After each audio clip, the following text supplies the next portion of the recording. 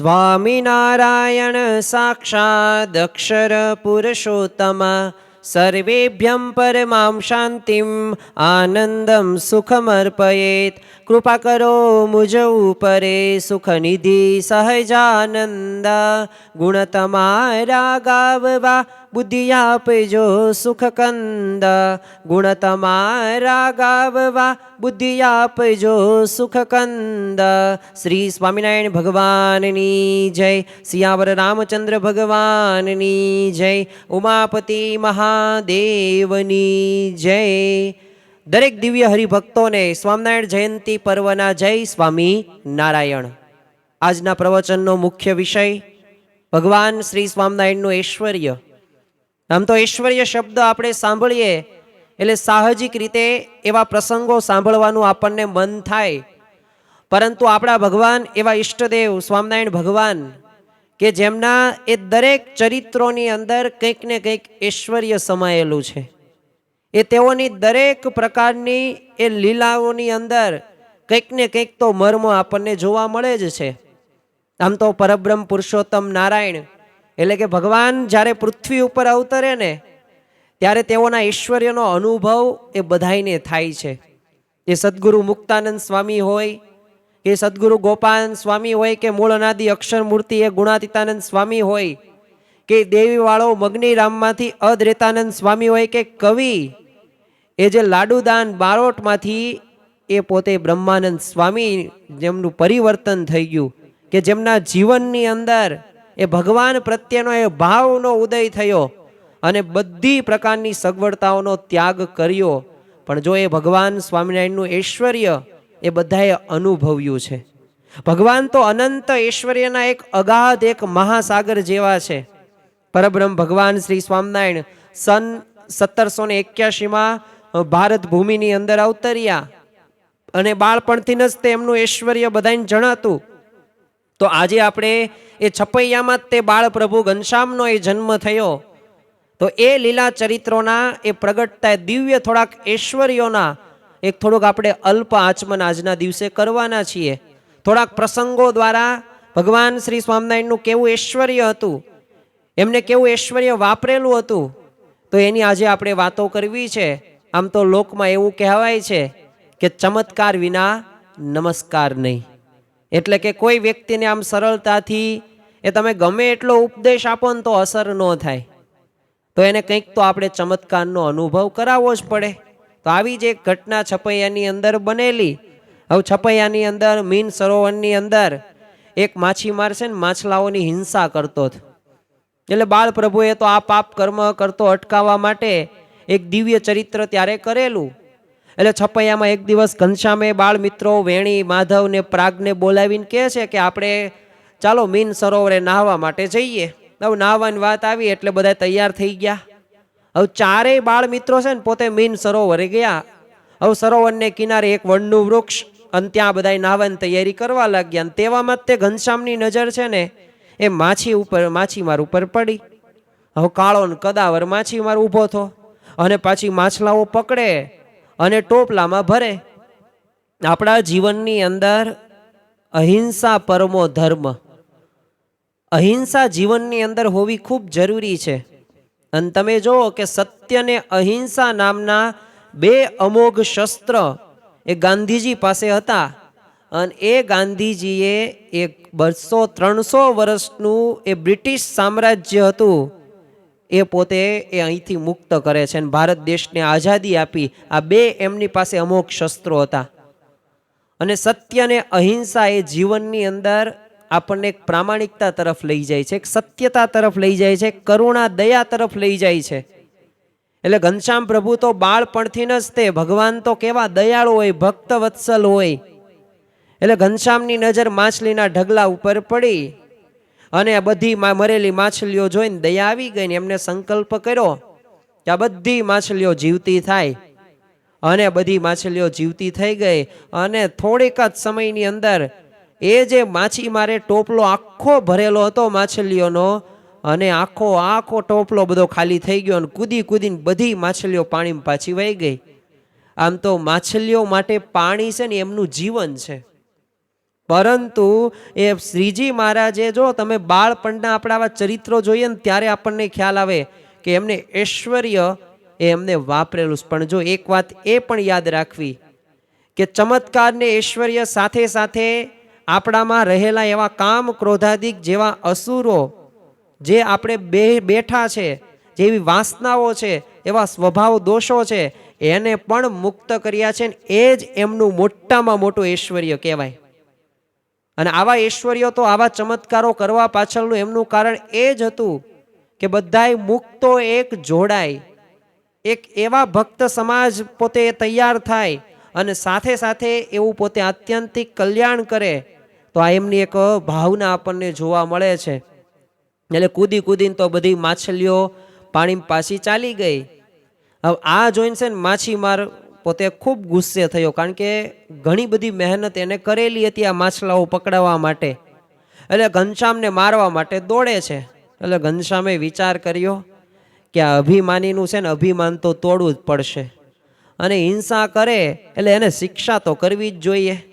અને ઘનશ્યામ તો યમરાજનું એ રૂપ એને સ્વાભાવિક રીતે જોયું એને માછીમારે, અને ત્યાં એને તરત તે બીક લાગે, કારણ કે યમરાજ એટલે અતિશય વિકરાળ મહાભયાનક રૂપ, મોટી મૂછ, મોટા દાંત, લાલ ઘૂમ આંખો, લાંબી લાંબી જીભ, 18 હાથ, અને પાછું બધા હાથની અંદર તલવાર, ભાલન, ત્રિશૂળ અને આવા જુદા જુદા હથિયારો. અને અચાનક યમરાજને સામે જોઈને માછીમાર તો ડરી ગયો, હાથ પગ આમ ધ્રુજવા લાગ્યા. જો અભિમાન હતું પણ એ અભિમાન ઓગળી ગયું, કારણ કે ત્યાં ચમત્કાર થયો, ત્યાં ઘનશ્યામ પ્રભુએ ઐશ્વર્ય વાપર્યું. પરસેવો છૂટ્યો. યમરાજે તો માછીમારને યમપુરી નરકમાં દુઃખો દેખાડ્યા, અને દૂતો આગળ તો મેથી પાક પણ ખવડાવ્યો, અને માર ખાઈ ખાઈને હાડકાઈ ખોખરા થઈ ગયા.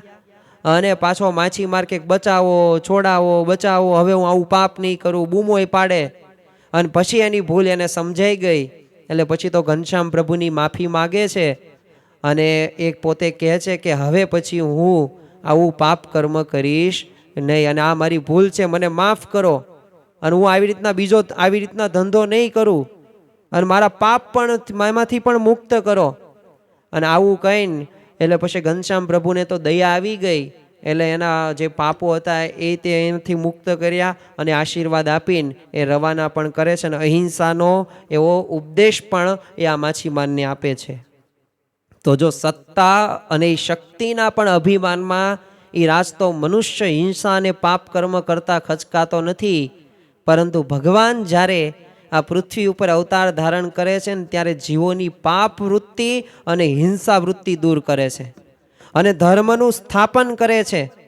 અને આ રીતે ક્યારેક એ ઐશ્વર્યના દર્શન પણ કરાવે છે. તો આવા તો એક પાખંડીનું પાખંડ ઉઘાડું પાડવા, ઘણા બધા મુમુક્ષોને ખોટા ઉપદેશી બચાવવા માટે પણ એવા ઘણા બધા ચરિત્રો એમને કરેલા.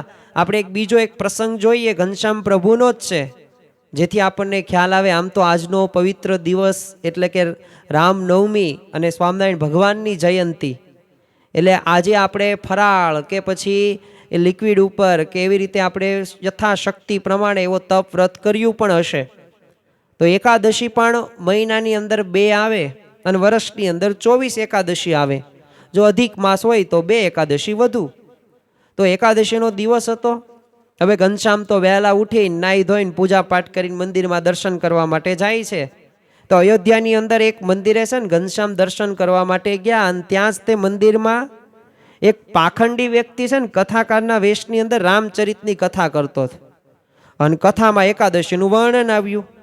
એટલે સ્વાભાવિક રીતે વર્ણન આવ્યું એટલે એમાં વર્ણનની અંદર એક વાક્ય કથાકાર બોલ્યા કે એક એકાદશી કરીએ ને તો 1000 અશ્વમેઘ યજ્ઞનું જેટલું પુણ્ય મળે. હવે આ સાંભળીને તો ઘનશ્યામે એને પૂછ્યું કે આ ઘણા બધા લોકો એકાદશી નથી કરતા, તો એનું શું કારણ હશે? જો ભક્તના જીવનની અંદર આવી જિજ્ઞાસા વૃત્તિ થવી ખૂબ જરૂરી છે. તમે જુઓ કે ઘનશ્યામ પ્રભુએ 11 વર્ષની ઉંમરે ગૃહ ત્યાગ કર્યો, નીલકંઠ વર્ણી રૂપે એમને કલ્યાણકારી વન વિચરણ કર્યું. પૂરું ક્યારે થયું? લોજની અંદર સદગુરુ મુક્તાનંદ સ્વામીએ 5 અનાદિ તત્વનો એ જવાબ આપ્યો. પણ પછી તમે જુઓ કે એ સદગુરુ મુક્તાનંદ સ્વામી વચનામૃતની અંદર સૌથી વધુ પ્રશ્ન જો કોઈએ પૂછ્યા હોય ને તો એ સદગુરુ મુક્તાનંદ સ્વામીએ પ્રશ્ન પૂછ્યા. જો એમની જિજ્ઞાસા વૃત્તિ એ ખપ અને મુમુક્ષુતાના આપણે વખાણ કરવા જોઈએ. એવું નથી કે એમની પાસે જ્ઞાન જ નહોતું, પોતે બાળપણથી જ નક્કી કરીને રાખેલું હતું કે મારે અખંડ બ્રહ્મચર્યનું પાલન કરવું છે અને ભગવાનને એ મારે પામવા છે, ભગવાનને મારે મેળવવા છે.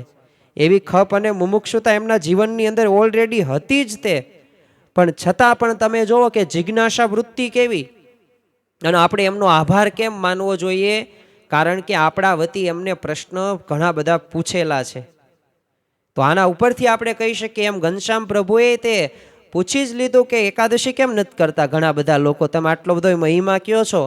તે એણે શું કીધું કે જો પ્રભુએ આ દુર્લભ મનુષ્ય દેહ આપ્યો છે, અને આવા દુર્લભ દેહને એકાદશી કરીને શા માટે કષ્ટ આપવું જોઈએ? અને આ દેહ કંઈ દુઃખ ભોગવવા નથી. જ્યારથી જગન્નાથપુરીમાં એકાદશી ઊંચી બાંધી છે ત્યારથી લોકો એકાદશી નથી કરતા. અને લોકો સમજે છે કે ભૂખ્યા રહેવું એ આત્માને કષ્ટ દેવા બરાબર છે. એટલે ખાઈ પીને દેહનું જતન કરવું એકાદશી કોણ કરે? જેને ખાવા પીવા અન્ન જન ન મળતું હોય ને, તો એ બધા એકાદશી કરે. એટલે બસ સ્વાભાવિક રીતે આવી વાતો કરી. અને બીજી પાછી એ પણ વાત ઉમેરી કે જો તું એક વાત સમજી રાખજે કે ઉપવાસ કરીને દેહને તું ક્યારેય કષ્ટ ન આપતો. હવે આ ઘનશ્યામ પ્રભુએ આવી વાતો સાંભળી. ઘણા બધા જે ત્યાં બેઠેલા મુમુક્ષુ હરિભક્તો એણે ત્યાં આવી વાતો બધી કથાકારના મુખેથી સાંભળી. અને જો ઘણી બધી વખત આપણે આવા મોળા શબ્દો, મોળી વાતો સાંભળીએ છીએ, પછી આપણને વિચારો પણ એવા મોળા જ આવે છે કે ભાઈ હવે કળયુગ છે, અત્યારે એવા નિયમ ધર્મનું પાલન કરાય નહીં. ઘણા બધા નહીં કે આપણે અત્યારે ભગવાનનું થોડું ભજન કરાય, એ તો બધું છે ને છેલ્લી ઉંમરે એ ભગવાનનું ભજન કરાય. પણ જો યાદ રાખજો કે આ દેહમાંથી એ ક્યારે એ આત્મા નીકળી જશે એ કંઈ ખબર પણ નહીં પડે. એ ભલે આપણે કહેતા હોય કે ના ના કંઈ નહીં થાય, કંઈ નહીં થાય, પણ ક્યારે શું થશે ને ખબર પણ આપણને નહીં પડે. એટલે જે સમય અત્યારે જ સમય છે, સમયની રાહ જોવાની નથી ભગવાનનું ભજન કરવામાં. બસ ભગવાનનું ભજન શરૂ જ કરી દેવાનું, ખાતા પીતા હાલતા ચાલતા બધી ક્રિયાની અંદર. એટલે આવી રીતના વાત હવે આને કરી ઘનશ્યામ પ્રભુને આ કથાકારે. એટલે ઘનશ્યામને શું થયું કે આ પાખંડી ખોટો ઉપદેશ આપેશ અને લોકોને અવળે માર્ગે ચડાવેશ. એટલે આને તો છે ને સાચી થોડીક શિખામણ દેવી જ પડશે. એટલે ઘનશ્યામે કીધું કે આવી ખોટી તમે વાત ન કરતા, શાસ્ત્ર વિરુદ્ધ વાત કરવા છે ને પાપ લાગે. એકાદશીને બહુ મહિમા છે, એટલે હોશે હોશે એકાદશીનું વ્રત કરવું જોઈએ. અને ઓલા કથાકારનું પોતે એ માન હતું એ ભંગ થયું. અને અહંકાર હોય એટલે સ્વાભાવિક રીતે અહંકારી વ્યક્તિ તરત તે પોતે બોલી જ દે, ગમે તે બોલે. એટલે પોતે તાડુક્યો ને કીધું છોકરા તું મને ઉપદેશ આપેશ, તને શરમ નથી આવતી? અને ત્યાં જ ઘનશ્યામે એની સામે દ્રષ્ટિ કરી અને તરત એને સમાધિ થઈ ગઈ. હવે સમાધિની અંદર તો યમપુરીમાં જાય છે, યમના દૂતો એને મારવા લાગે છે. યમના દૂતોએ કીધું કે કોઈ દિવસ એકાદશી કરી નથી, ખાઈ પીને મસ્ત થયો, અને આ પાછા લોકોને અવળા ઉપદેશ તું આપે છો, એટલે તને તો હું નહીં જ છોડું. અને એમ કહીને તો યમદૂતો પોતે આ કથાકારને મારવા લાગે છે, પછાડવા લાગે છે. હવે અહીંયા મંદિરમાં એનો દેહ છે ને આસન ઉપર પડ્યો ઉછળે ને બૂમો મારે, બચાવો બચાવો, મને યમદૂતો મારે છે, એકાદશી નથી કરતો એટલે મને પરેશાન કરે છે, માર ખાઈ ખાઈને મારા હાડકા ખોખરા જેવા થઈ ગયા. હવે આવું બોલે. થોડી વાર સમાધિ ઉતરી અને સમાધિમાં પોતે જાગે છે. અને પ્રથમ જ તે શું કાર્ય કરે છે કે જેને પહેલાથી કરવાનું હતું, પણ એ પોતાના અભિમાન સ્વભાવના લીધે એ પોતે કરી ન શક્યો. પણ એ સમાધિમાંથી જાગ્યો ને તરત ઘનશ્યામ પ્રભુના ચરણમાં પડી જાય છે. અને સભાને સંબોધીને કહે છે કે સાંભળો સભાજનો, આ કાંઈ ઘનશ્યામ કાંઈ છોકરો નથી, ઘનશ્યામ તો સર્વ અવતારી પ્રભુ છે, એટલે આપણે એને ગણકારવા નહીં. મેં સાચું સમજો નથી. યમપુરીમાં જો માર પડ્યો, મારા હાડકા અને પાંસળા બધા દુખે છે, આટલા બધા વર્ષો સુધી એકાદશી નથી કરી અને યમપુરી માર ખાવો પડ્યો, એટલે આજથી હું આ ઘનશ્યામ આગળ નિયમ લઉં છું કે હું એકાદશી નિયમિત કરીશ અને લોકોને એકાદશી કરવાનો ઉપદેશ આપીશ. અને તમે તે બધા સભાજનો આજથી એકાદશી કરવાનું શરૂ કરી દેજો. અને આટલું કહીને ઘનશ્યામને સાક્ષાત દંડવત પ્રણામ કર્યા અને પોતાની ગાદી ઉપર બેસાડીને ઘનશ્યામનું પૂજન કર્યું અને સાથે સાથે માફી પણ માગે છે. હવે સૌ સભાજનો પણ ઘનશ્યામને પગે લાગીને પછી તો એકાદશી કરવાનો એ નિશ્ચય કરીને ગયા. અને ઘનશ્યામ પણ એ કથાકારને આશીષ આપીને પોતે ઘરે ગયા. તો જો ખરેખર બાળ પ્રભુ ઘનશ્યામના એ આ લીલા ચરિત્રોમાં આવા તો ઘણા બધા ઐશ્વર્યના દર્શનો એ આપણને થાય છે. અને ભગવાન પોતાનું કાર્ય છે ને બાળપણથી જ તેમને આરંભી દે છે. પૂર્વના યુગોમાં ભગવાને જો અસુરોનો નાશ કર્યો, કળિયુગમાં ભગવાને આસુરી ભાવનો નાશ કરીને બધાને મોક્ષ માર્ગે આગળ વધવાનો એક સંકલ્પ કર્યો છે. અને આ સંકલ્પને પૂર્ણ કરવા માટે ભગવાન પોતે પૃથ્વી ઉપર પધાર્યા. બાળ ઘનશ્યામ સ્વરૂપે જે પોતાના યોગની અંદર આવ્યા, હેત કર્યું, ઉપદેશ આપ્યો, સમાધિ કરાવી, ઐશ્વર્યના દર્શન કરાવ્યા અને અંતરમાં રહેલા એ આસુરી ભાવો દૂર કરીને એક આધ્યાત્મિક માર્ગે આગળ વધાર્યા છે. કિશોર વયમાં તે ભગવાન શ્રી સ્વામિનારાયણે તમે જો ગૃહત્યાગ કરીને સમગ્ર ભારતનું ભ્રમણ કર્યું છે. એ વન પર્વત નગરો હોય, નાની વયે નિર્ભયતાથી ભ્રમણ એમને કરેલું છે. નીલકંઠ વર્ણી તરીકે ઓળખાણ્યા અને નીલકંઠ વર્ણી સ્વરૂપે પણ એ પોતાનું કાર્ય પાછું ચાલુ જ રાખ્યું છે. તો એવા જ તે આપણે એક બે પ્રસંગો જોઈએ જેથી વિશેષ આપણને એ પ્રતીતિ થાય. આ તો ઘનશ્યામ પ્રભુના આપણે એવા બાળપણના એવા બે પ્રસંગો જોયા, પણ એમને જે કલ્યાણકારી વન વિચરણ કરેલું તો એમાં પણ એમને આ જ કાર્ય એ સતત શરૂ રાખ્યું છે. એ પર્વતો અને જંગલોમાંથી પસાર થઈને નીલકંઠ વર્ણી નેપાળ કાઠમંડુની અંદર આવે છે. હવે એ સમયે સન 1796 આસપાસનો એ સમય હતો અને નેપાળના પૃથ્વીનારાયણ શાહનો પૌત્ર રણ બહાદુર ગાદી ઉપર હતા. એટલે ગોરખા રાજ્યના રાજા પૃથ્વીનારાયણ શાહે કાઠમંડુ પોતાની રાજધાની સ્થાપી અને ગોરખા રાજ્યનો વિસ્તાર કરેલો. એટલે કાઠમંડુમાં નીલકંઠનું લક્ષ્ય છે ને પશુપતિનાથનું મંદિર હતું અને કાઠમંડુ આવીને નીલકંઠ પશુપતિનાથના દર્શને પધાર્યા. એટલે રાજા તો જે સ્વાભાવિક રીતે રણ બહાદુર શાહને એક અસાધ્ય રોગ થયેલો અને રાજાએ રોગ મટાડવા માટે ઘણા બધા પ્રયત્નો કરેલા, પરંતુ રોગમાંથી મુક્તિ કંઈ થઈ નહીં. એટલે રાજ્યમાં આવતા બધા સાધુ મહાત્મા હોય, બ્રાહ્મણો હોય, પંડિતો હોય, પૂજારીઓ હોય, એ બધાનો પોતાનું દર્દ મટાડવા માટે કહેતો, પણ કોઈ મટાડી શક્યું નહીં. એટલે ગુસ્સે થઈને છે ને રાજાએ બધાને કેદ કરી દીધા હતા અને પોતે ત્રાસ પણ આપતો હતો. અને આવા રાજાના ત્રાસના લીધે અહીંયા કોઈ સાધુ સંતો આવે નહીં, કારણ કે જો આવે અને જો એક કોઈ પણ પ્રકારનો ઉપચાર કરે ને મટે નહીં તો જેલમાં જ જવું પડતું. એટલે નીલકંઠ વર્ણી તો કાઠમંડુની અંદર પોતે પધારે છે ને ત્યારે એમની સાથે ઘણા બધા સાધુઓ પણ હતા. એટલે તેઓએ જ્યારે આ જાણ્યું ને ત્યારે એમણે નીલકંઠને ગામમાં જવાની ના પાડી. ત્યાં નીલકંઠ વર્ણીએ નિર્ભયતાથી શું કીધું, જો સાધુને કદી ભય હોય જ નહીં. એટલે નીલકંઠે બધું ખૂબ બળ ભરી વાતો કરી અને બધા ગામની અંદર પ્રવેશ્યા.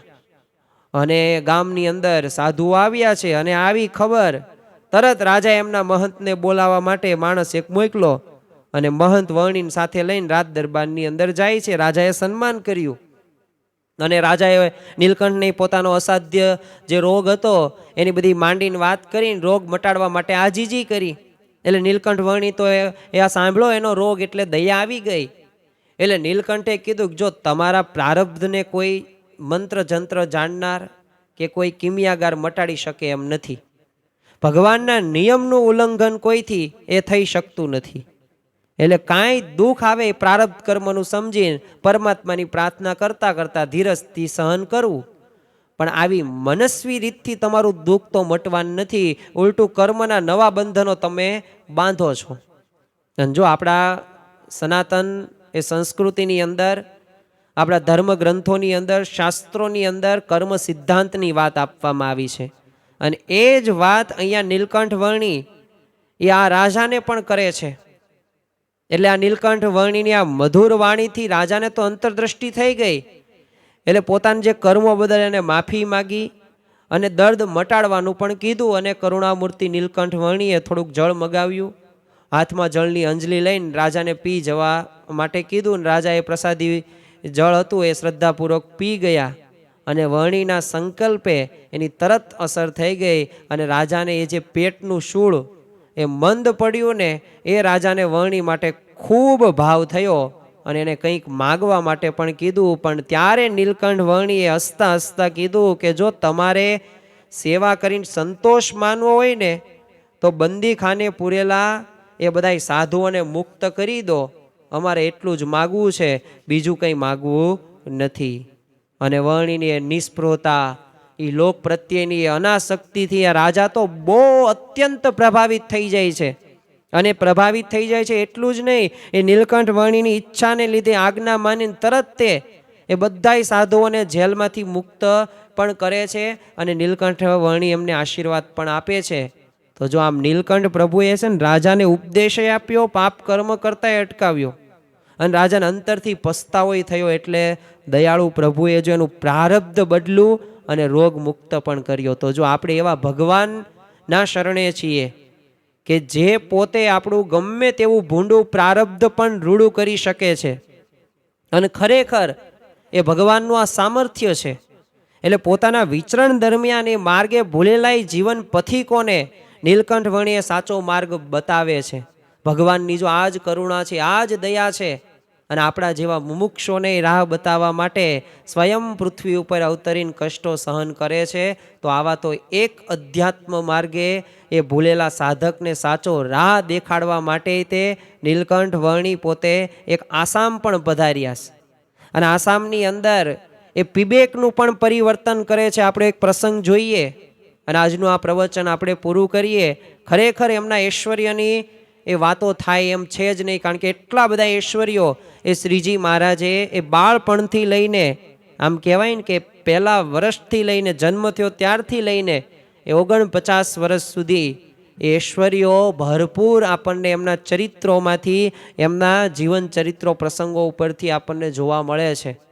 ફરતા ફરતા નીલકંઠ વર્ણી આસામમાં છે ને કામાક્ષી તીર્થની અંદર આવે છે, અને ત્યાં કામાક્ષી દેવીનું એક મોટું મંદિર. ત્યાં નાનકડા નીલકંઠના સ્વરૂપે જાણે આમ જાદુ કર્યો હોય ને એમ બધા ભાવિક મુમુક્ષો એમના સ્વરૂપની અંદર બહુ આકર્ષણા. એટલે કેટલાક દ્વેષીઓને આ નીલકંઠ વર્ણી પ્રત્યે દ્વેષ પણ જાગ્યો હતો, કારણ કે લોકો પર પોતાનું વર્ચસ્વ ઓછું ન થઈ જાય એ માટે એમણે નીલકંઠને પરાજિત કરવાનું નક્કી કરેલું. અને પીબેક નામના એક કહેવાતા તાંત્રિકને ઉશ્કેર્યો હતો. એટલે પીબેક મૂળ તો એક મુમુક્ષુ પોતે હતો અને ખરાબ સોબતથી બહુ ખરાબ થઈ ગયેલો. એટલે બધુંય તે ભાંગ હોય, દારૂ હોય, માંસ મચ્છી હોય, ભૂતની બધી સાધના કરે, સ્મશાનમાં રાત્રે જાય, એવી મલિન વિદ્યાઓ શીખે, ગાળો બોલે, અપશબ્દો બોલે, અને એટલું જ નહીં, આમ ગળાની અંદર માણસની ખોપરીની માળા પહેરે અને બધાય લોકોને એ પોતે ડરાવે, જંતર મંતર એ બધું કરે ને હેરાન કરે. અને એટલું જ નહીં, લાલ ઘૂમ એની આંખો, એનું શરીર પણ એવું કદાવર, અને બધાને ધમકી આપીને ડરાવે. હવે સ્વાભાવિક રીતે ઘણા બધા તે જે હોય એ કોઈ પણ વ્યક્તિ હોય એ જો આવી કોઈક સાધના મેલી વિદ્યા હોય તો એનાથી ડર તો લાગે જ તે. અને એ ડરથી ઘણા બધાને એને ડરના લીધે શિષ્યો પણ બનાવી નાખેલા અને ભૂતની પૂજા કરાવતો. હવે ગામ બહાર તો ફૂલવાડીની અંદર નીલકંઠ વર્ણી જ્યાં ઉતર્યા ત્યાં નીલકંઠને મહાત એક કરવાના આશયથી પીબેક પોતે આવે છે, અને સાથે અર્ધનગ્ન નિર્લજ એક સ્ત્રી પુરુષો મદમસ્ત થઈને જાત જાતના ઉચ્ચાર કરતા નાચતો આ પીબેક આવે છે નીલકંઠ વર્ણી પાસે. હવે ફૂલવાડીની અંદર ઘણા બધા સિદ્ધ યોગીઓ પણ આવીને ઉતર્યા છે, અને પીબેકને જોઈને પોતે થરથર ધ્રુજે છે, કારણ કે એનો ભય ક્રોપ જ એટલો હતો, એ પોતે એટલો ડરાવતો જ એટલો હતો, અને એવી વિદ્યાને જાણનાર પણ હતો. એટલે બધાય તે પીબેકના શરણે જવાની તૈયારી કરવા લાગે છે. ને ત્યારે જ નીલકંઠ વર્ણીએ શાંતિથી બધાને કીધું કે તમે કેમ ચાલવા માંડ્યા? આવા મલિન ઉપાસકથી કેમ બીવો છો? પરમાત્માની કાળ શક્તિ વિના આ બ્રહ્માંડમાં કોઈને મારી શકતું નથી, એટલે તમે ડરતા નહીં અને એના સામે નજર પણ ન કરો. અને નીલકંઠની એક આ શાંત અને એક નિર્ભય વાણીથી પીબેક તો પોતે ગુસ્સે થઈ ગયો. આજુબાજુના ટોળાઓએ નીલકંઠને પીબેકનો ભય બતાવીને એની સાથે બાથ ન ભીડવાનું કીધું, પણ જો નીલકંઠ વર્ણી તો શાંત અને નિશ્ચલ હતા. એટલામાં તે પીબેકે એક વડના ઝાડ ઉપર અડદના દાણા નાખ્યા અને ઝાડ સુકાઈ ગયું. અને બીજા બધા સાધુઓ હતા એ બધાએ પોતે ગભરાઈ ગયા અને ગળા ઉપર હાથ નાખીને કંઠી તોડવા પ્રયત્ન કરવા લાગ્યા. તે નીલકંઠે કીધું, જો તમે કોઈ તમારું તિલક ભૂસતા નહીં, તમે તમારી વૈષ્ણવી કંઠી તોડતા નહીં, કંઠી તોડવા પાપ લાગે છે, અને આ પીબેકથી બીવાની જરૂર નથી. એ ભલે પહેલા મારા ઉપર પ્રયોગ કરે, અને જો મને કાંઈ થાય તો પછી એના શરણે તમે જજો. અને આવી રીતે નીલકંઠ વણિએ પીબેકને સામે પડકાર આપે છે. પીબેક તો વધુ ઉશ્કેરાય છે. માન ભંગ જ્યારે માણસનું થાય ત્યારે માણસ ન બોલવાનું ન કરવાનું પણ કરે છે. અને પીબેક પોતે ઉશ્કેરીને કહે છે કે હવે તારો કાળ આવી ગયો છે, હવે તું એક શબ્દ પણ બોલતો નહીં. અને નીલકંઠે કીધું જો તમારે થાય તે કરી લેજો, હું અહીંયા બેઠો છું. અને નીલકંઠ વણી તો આસન વાળીને એની સામે જ બેઠા. અને નીલકંઠ પાછળ નીચે બધાય સિદ્ધો હતા, બધાય સાધુઓ એ પણ બેઠા. અને પીબેકે તો નીલકંઠને ડરાવવા માટે મંત્ર ભણીને અડદના દાણા જોરથી દૂર જમીન ઉપર નાખ્યા. ધુમાડાના ગોટે ગોટા નીકળ્યા, એમાં ભૂતો નીકળે. વર્ણી પાસે જઈ શકે જ નહીં કોઈ, થોડે દૂર આવીને ઊભા રહે. ઘણા બધા મંત્રો ભણ્યા છતાં પણ કંઈ આગળ થાય જ નહીં. અને છેલ્લે ઉલટાનો પીબેકને સ્વાભાવિક રીતે મોઢામાંથી લોહી નીકળવા લાગ્યું. ત્રિશુલથી એને મારવા માટે નીલકંઠ વણી પ્રયત્ન કરે છે, પણ એ જ પોતે જાતે જમીન ઉપર પછડાઈ જાય છે. અને આ પરાજયથી એ પોતે વધુ ધુઆ પુઆ થઈ ગયો. અને એને વીરની આરાધના શરૂ કરી. અને એ પોતે આવે છે, પ્રહાર કરે છે, પણ પીબેક ઉપર તૂટી પડ્યા. પીબેકને એવો માર માર્યો કે લોહીની ઉલટી થઈ ગઈ ને આંખો ઉપર ચડી ગઈ. મોટું ઝાડ પડે ને એમ ધમ દઈને બેભામ થઈને પૃથ્વી ઉપર પડ્યો. અને આ જોઈને પીબેકના ઘણા બધા શિષ્યો હતા, એ બધાએ તે નીલકંઠ વર્ણી પાસે આવીને પ્રાર્થના કરે છે ને કરગવા લાગે છે. એટલે નીલકંઠ વર્ણીને દયા આવી અને એમને પીબેક સામે દ્રષ્ટિ કરી. અને આખું શરીર જે દુખતું હતું ને, બોલાતું પણ નહોતું, આમ હાડકા પાછળા નરમ થઈ ગયા. તો ઊભું કઈ રીતના થવાય. અને ઢસડાતો નીલકંઠ વર્ણી પાસે જાય છે અને પગ પકડીને આંસુથી પખાળ્યા અને માફી માગે છે. અને ત્યારે બધાને આશ્ચર્ય થયું કે ઓહો, આ અજય લાગતો પીબેક એક નાનકડા નીલકંઠના ચરણોની અંદર આળેટે છે, કેવું પરિવર્તન થઈ ગયું. અને ત્યારે નીલકંઠ વર્ણીએ કહ્યું કે પીબેક, જે સાચા સિદ્ધ હોય છે ને તે કોઈને ડરાવતા નથી, જે ખરા પરમાત્માના આશ્રિત હોય તે કોઈથી ડરતા પણ નથી. એટલે તારી આ મંત્ર શક્તિને પરમાત્મા શક્તિએ ભસ્મસાત કરી નાખી છે. અને એવી રીતે એ નીલકંઠ વર્ણીએ ઉપદેશ આપે છે. અને એની વાણી પાછી પીબેકને એ અંતરમાં પણ ઉતરે છે. અને નીલકંઠે એના માથા ઉપર હાથ મૂક્યો અને પછી દિવ્ય શાંતિનો અનુભવ થાય છે. અને નીલકંઠે એને વૈષ્ણવી દીક્ષા આપી, સૌમ્ય વેશ રાખવાનું કહ્યું. અને શિષ્યોને પણ વૈષ્ણવી દીક્ષા આપીને તુલસીની કંઠી અને તિલક ધારણ કરાવ્યું. અને આશીર્વાદ દઈને એ અધર્મમાંથી ઉગારીને એ નીલકંઠ ત્યાંથી આગળ ચાલી નીકળે છે. પણ જો પરબ્રહ્મ પરમાત્મા જ્યારે પણ આ પૃથ્વી ઉપર અવતરે છે ને, ત્યારે આવા અનંત જીવોને કુમાર્ગથી પાછા વાળીને કલ્યાણના માર્ગે એ વાળે છે. અનંત જન્મોથી એ આપણે આ 1,84,ની અંદર ભટકીએ છીએ. એમાંથી એ બહાર આવવા માટે આપણે ભગવાનના શરણે જવાનું છે, કલ્યાણ કરવાનું છે, આપણે આત્મકલ્યાણ. અને આપણે બધા બહુ ભાગ્યશાળી કહેવાય કે આવા પરબ્રહ્મ પરમાત્મા ભગવાન શ્રી સ્વામિનારાયણના આપણે આશ્રિત છીએ. અને ખરેખર આજે પણ એ પ્રગટ બ્રહ્મ સ્વરૂપ એવા ગુરુહરિ મહંત સ્વામી મહારાજ દ્વારા આપણને એ સૌને સુખ આપી રહ્યા છે ને એ કલ્યાણના માર્ગ એ આગળ વધારી રહ્યા છે. તો ખરેખર આપણા જીવનની અંદર આ ભાવના સાથે આવા તો ઐશ્વર્ય એમના ઘણા બધા છે. પણ જો ઐશ્વર્ય સાથે સાથે એક મોટામાં મોટું જો ઐશ્વર્ય હોય ને તો એ છે કે જેમ આપણા જીવનની અંદર આવા તો ઘણા બધા એ ગુણભાવી હોય કે વિરોધીઓ હોય કે દ્વેષીઓ, એમના જીવન પરિવર્તનો એ ઘનશ્યામ પ્રભુ, નીલકંઠ વર્ણી, સહજાનંદ સ્વામી, એ નામ બધાય તે, પણ જો એક જ તે સ્વાભાવિક રીતે પરિવર્તન જ કરેલું છે. તો ખરેખર એ પરિવર્તનનો દોર એ હજી પણ આગળ ચાલુ જ છે. એ કલ્યાણનો માર્ગ પણ એ આગળ હજુ શરૂ જ છે. તો એવા ભગવાનને, એવા સંતની આપણને પ્રાપ્તિ થઈ છે. તો સ્વામિનારાયણ જયંતિ પર્વ અંતર્ગત આજના દિવસે આપણે સૌ કોઈ કટિબદ્ધ થઈએ. તો આવા તો ઘણા બધા ઐશ્વર્યો ભગવાન સ્વામિનારાયણે કરેલા છે, પણ આપણા જીવનની અંદર પણ એ પંચ વર્તમાનની અંદર એ આપણે દ્રઢ રહી શકીએ. જે ખરા અર્થની અંદર જે રીતે આપણે આધ્યાત્મિક માર્ગની અંદર એ આગળ વધવાનું છે અને એકાંતિક ધર્મના એ 4 અંગો ધર્મ, અર્થ, ધર્મ, જ્ઞાન, ભક્તિ અને વૈરાગ્ય, તો એ આપણા જીવનમાં સિદ્ધ થાય. અને લોયાના 7મા વચનામૃત પ્રમાણે એ જે બ્રહ્મરૂપ થાય છે એને જ પરબ્રહ્મની ભક્તિ કરવાનો અધિકાર છે. તો આપણે બ્રહ્મરૂપ થઈને પરબ્રહ્મની ભક્તિ કરી શકીએ એ જ આજના દિવસે પ્રાર્થના. શ્રી સ્વામિનારાયણ ભગવાનની જય.